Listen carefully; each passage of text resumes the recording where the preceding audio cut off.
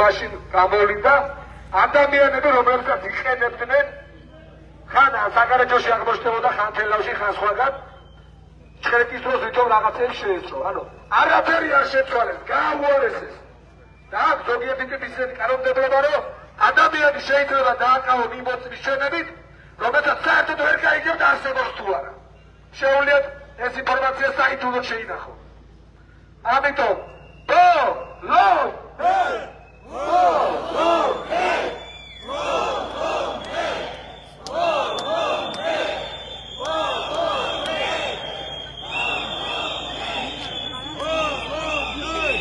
გამარჯობა უწყოდ პროტესტის 340 მილიონის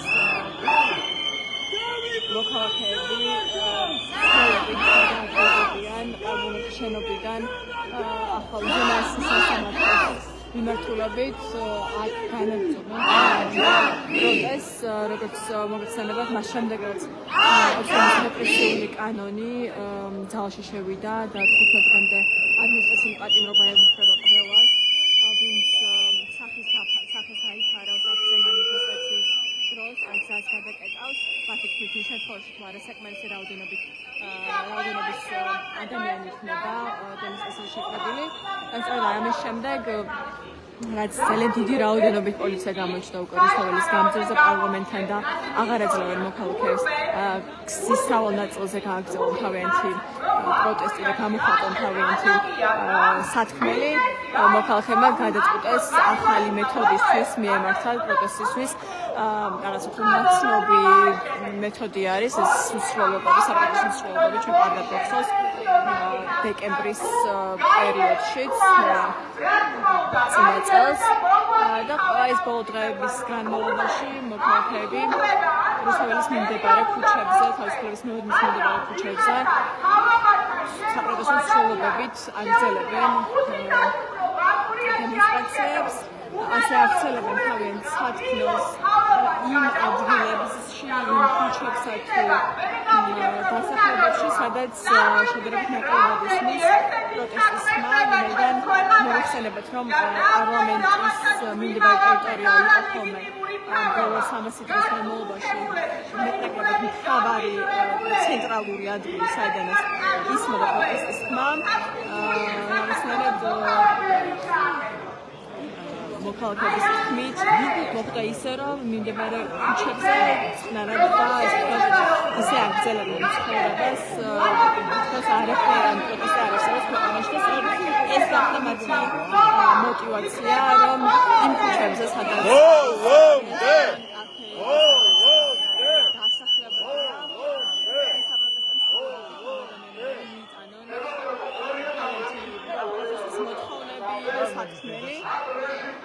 პოლიცია მოწყვეტს ესეც ხალხი ჩაჭრით მიუყვება საპროტესტო მსვლელობებს.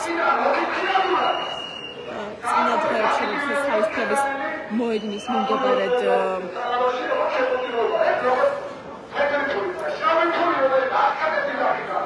გამართეს მსვლელობა აქციის მონაწილეებმა პოლიცია რაღაც მონოპოლიები გაკონტროლებზე განაძლევდა გზის სავალი ნაწილის გამოყენების შესაძლებლობას, ვინაიდან მათი განმარტების მიხედვით არ იყვნენ საკმარისი რაოდენობის, რათა გამოიყენებინათ გზის სავალი ნაწილი.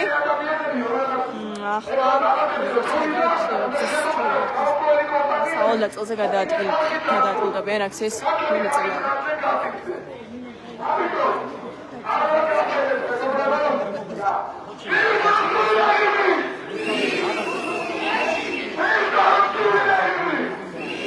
ნები ზუბაოშვილის ქუჩაზე მიმდინარეობს ახლა საპროტესტო მსვლელობა. როგორც წესი აქციის მონაწილეები დანიშნულების ადგილს არ საიტს და რამმართველად გაგრძელდება. ხო, არ ამბობენ წინასწარ, ვინაიდან დიდი რაოდენობით პოლიცია არ მობილიზდეს მიმდებარე ტერიტორიაზე. თუმცა, როგორც წესი, საბოლოო დანიშნულების ადგილი ისევ არის პარლამენტი და ყოველი მსვლელობის შემდეგ ისევ პარლამენტთან ბრუნდებიან ხოლმე მსვლელობის მონაწილეები და იქ აგრძელებენ თავიანთ პროტესტს. ასევე მინდა შევახსენოთ, რომ უწყოდი პროტესტი არ მიმდინარეობს მხოლოდ თბილისში, პარლამენტის მიმდებარედ, ის ქვეყნის მასშტაბით სხვადასხვა ქალაქებში ასევე უწყოდათ მიმდინარეობს, მათ შორის ბათუმში, ქუთაისში, ცხოროწყუში, გორში, კახეთში და კიდევ სხვა ქალაქებში.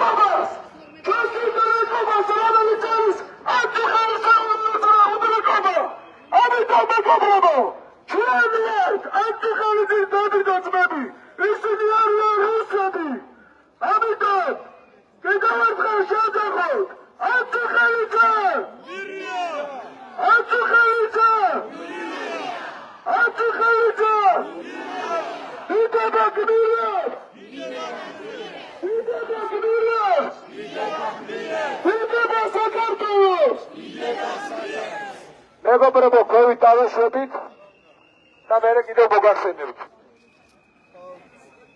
საქართველო, აბაკი! რუსთავის გამზირზე აბაკი!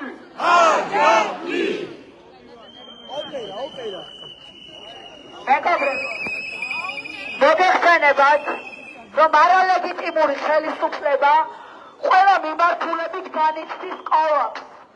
განიცდის როგორც ეკონომიკურ სტაგნაციას, ასევე მოშალა ჯანდაცვის სისტემა.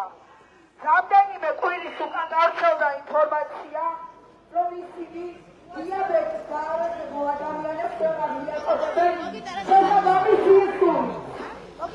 ადამიანები, ბავშვები, მცირეწლოვანები, არასრულწლოვანები, რომლებიც სახელმწიფოზე იყვნენ დამოკიდებულები, აი ადამიანებს ვეღარ მიაყენებდნენ ინსულინს.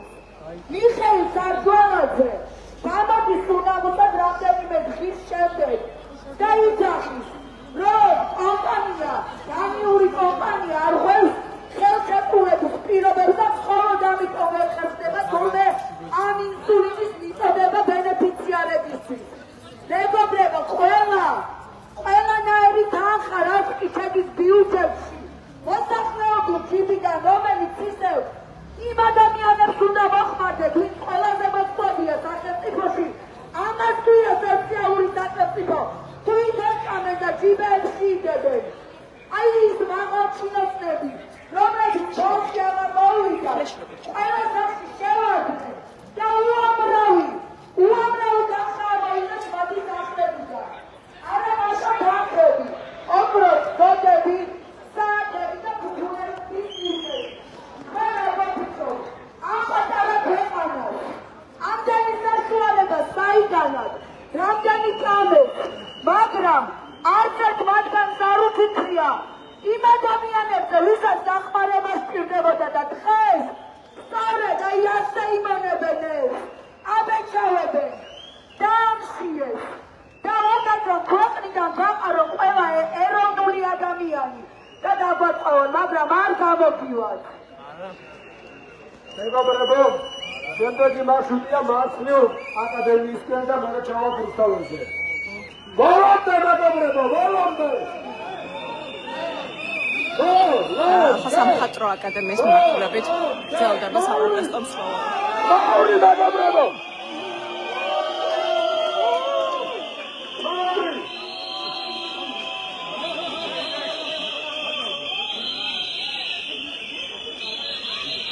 თავისუფლება რეჟიმის ქვეშ! თავისუფლება რეჟიმის ქვეშ! თავისუფლება რეჟიმის ქვეშ! მეგობრებო, ამ რეჟიმმა დაიწყო ეგრეთ წოდებული განათლების უმაღლესი განათლების სისტემის რეფორმა. ამ ლერაკებმა გადაწყვიტეს ამ ინსტიტუტის, რომელიც საქართველოს დამოუკიდებლობაზე უფრო ძველი უახლოესი ისტორიაში ანატრა ჩიტეტეს შექმნილი უნივერსიტეტია და უნდა გამოშიგნონ და მათი მთავარი ამოცანა არის პროფესორ აკადემიის იქიდან გოშორება რომელიც ხელშეკრულებას გასცემს. მარტო დაპირებენ რეალურობა.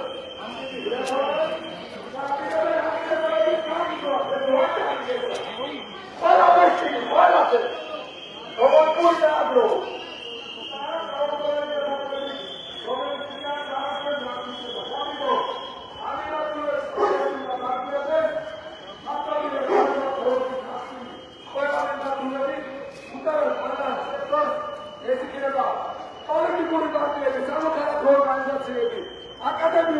ჩვენები ორგანიზაციები ესეთი რეჟიმებისთვის ავტანელია თავისუფალი სიტყვა. ამიტომ ბოლომდე უნდა გავაგრძელოთ ბრძოლა და ის რუსული რეჟიმი, ის რუსული დიქტატურა, ის კორუფციული რეჟიმი ხმაური მეგობრებო, ხმაური!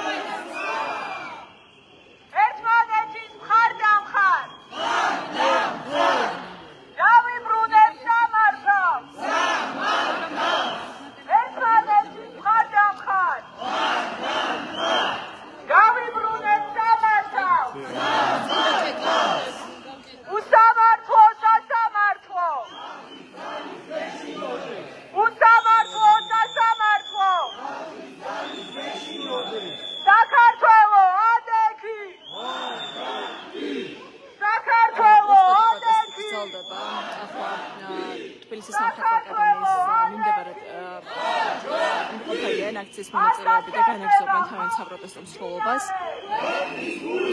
სადაც ისინი რუსეთის გამზირის მიმდებარე ქუჩებზე გავრცელებენ თავიანთ პროტესტის ხმას, მოთხოვნებს, საბოლოოდ კი დაბრუნდებიან პარლამენტის მიმდებარე ქუჩებზე.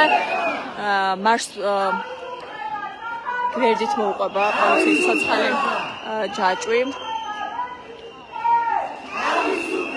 ამ დროისთვის გზის გადაკეტვისთან დაკავშირებით და გზის სავალი ნაწილის დაკავებასთან დაკავშირებით ჩემს რომელიც არის ცნობილი პოლიციას მოწოდება არ ქონია, რომ ტროტუარის გამოყენებით გადაადგილებულიყვნენ მოქალაქეები, თუმცა როგორც ხედავთ, მსვლელობის ნაწილი სწორედ ტროტუარის გამოყენებით უერთდება მსვლელობას.